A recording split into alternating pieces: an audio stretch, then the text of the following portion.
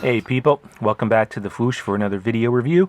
Today we are continuing our look at Hasbro's Transformers Combiner Wars Devastator set by looking at Bonecrusher today. Bonecrusher today is the big old bulldozer here that is very, very, very neon green. There is just so much neon green here that I'm thankful for any bit of color to kind of break it up a little bit.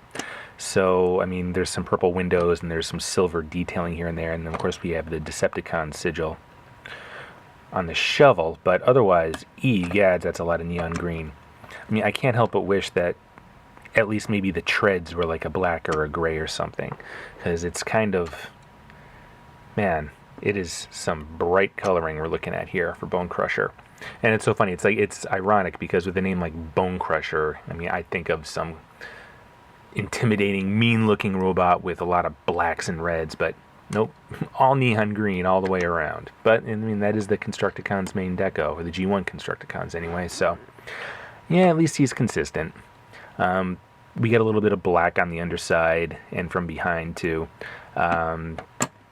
Bonecrusher is not one of the Constructicons that stands out much in my mind from the old G1 cartoon. Granted, I haven't seen it in a while, but to me, the Constructicons were always just Scrapper, and then everyone else just formed a body part of Devastator. That was how their characterizations always stood out to me, and that's how I kind of played with them as a kid when I had my G1 set. So, Bonecrusher here is not a character I am intimately familiar with, but he is kind of cool. I mean, you can't really say enough about a transforming bulldozer. So he does have the distinction of forming Devastator's left arm, and to get that to happen, it's kind of an easy process. All we have to do is, and it's definitely easiest getting to there from his vehicle mode here. Just free the treads here a little bit, flip this piece down. These treads will eventually lock into Devastator's torso. And then we have the same kind of cannon piece that Scavenger came with, but fortunately I have the appropriate hands, and then that just plugs in there, and then presto, there is Devastator's left arm. And again, the hand should be purple, but I think I can live with the black. I don't mind it at all. And then once again, oops, I gotta get the shovel out of the way here, there we go. The arm kind of moves at the treads. The treads aren't actually part of the arm, so it's actually kind of a skinny arm, because they do lock into Devastator's torso. And no ratchet joint. I mean, it's a nice tight joint, but there's not a ratchet, so I'm really worried about things getting loose over time. So that is the Devastator arm mode, and let me get him back to his vehicle mode, and then we'll put him in his robot mode, so we can actually get a look at Bulldozer himself. Okay. So we got him back into bulldozer mode. Now to get him into his robot mode, we can free up what will become his legs here. There are some pegs here and the ones we saw earlier down here that need to be freed. And those can kind of lock together down here. Actually, we'll just take care of those right off the bat. Just like Scavenger. I mean, I think these are the exact same tread like Scavenger had, because they transform in the exact same ways. The feet open up at the end of the treads, and then we basically have his legs. And that should lock together a little bit better. Okay. Now back here, this part flips down, and then that opens up, and this is gonna form his shoulders, basically, shoulders and arms. And of course the shovel kind of just flips up like that, and we see some more character specific detailing on the underside of the shovel.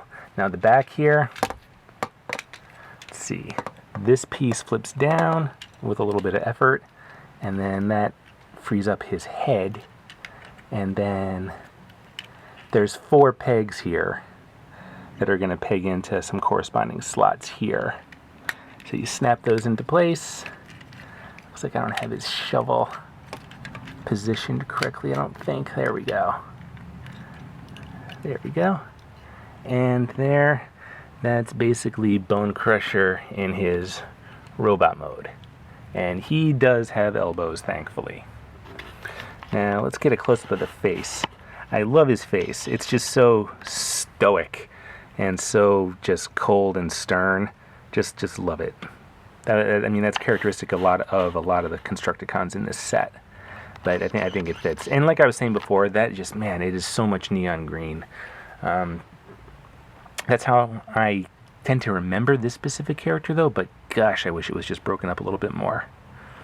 And when we get a look at them all around, there's not too much kibble. There's that little piece that forms Devastator's arm. I'm not really, I mean, it just kind of hangs there. There might be a better way to position it. And then there we go. Now, in terms of articulation, the head swivels. It's on a little bit of a ball joint, so you get some motion there, but not a ton. Arms get a full 360 at the shoulder and then an outward motion. Elbows are also on a ball, so they get a pretty decent range of motion here. No wrist articulation, and we get some hollow business going on there. There's no waist swivel. I can't get that waist to lock in properly. But, you know, ball jointed hips, just like Scavenger. Decent knee, and there's that kind of side to side ankle articulation. I really wish that would snap in better. I wonder if that's just an issue with mine. The legs just don't seem to want to do anything. Getting some fuzz here. But that is Bonecrusher. Now, to get I mean, he is a Voyager size, so I mean, he's a nice big Transformers figure. Here he is with the deluxe class Scoop, just for scale reference. And evidently in the comics, Scoop is actually now part of the Constructicon team. I guess he took over Scrapper's spot. So, yeah. Devastator has an orange leg now, apparently. But he's a nice, healthy size. The transformation is very simple. And, I mean, there isn't a ton of detail to him. So, I mean, he looks kind of... I mean, he just looks like a scaled-up G1 Bonecrusher. I mean, all the Constructicons kind of do. But, I mean, that's kind of cool because it gives us a very substantial and large Devastator. So, and I mean, these guys are all so easy to transform to. Like, I transformed all of them so far to their robot modes without even glancing at the instructions. It's just very simple, very intuitive, not that much different from the original G1 figures. So if you have any memory, you'll be able to pick up any one of these and just transform away without looking at the instructions. And I think that's kind of cool. Like, I'm not bothered by that. I'm actually pleased to see that, because one of my biggest gripes with Transformers in the past few years is just how insanely complicated their transformations have become. Like, I'm getting ready for a move, and I've been having to pack up some of them, and sometimes a transformation will take me half an hour to get through, and that's insane. This guy I just picked up, and he was transformed in literally seconds.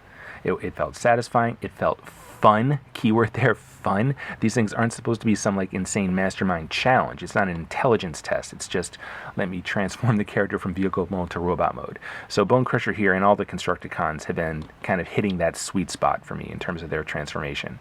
I got no problem with the more streamlined and simpler transformations here. For me, it's just so much more fun. Lets me enjoy the actual characters more. So, that was quite a tangent.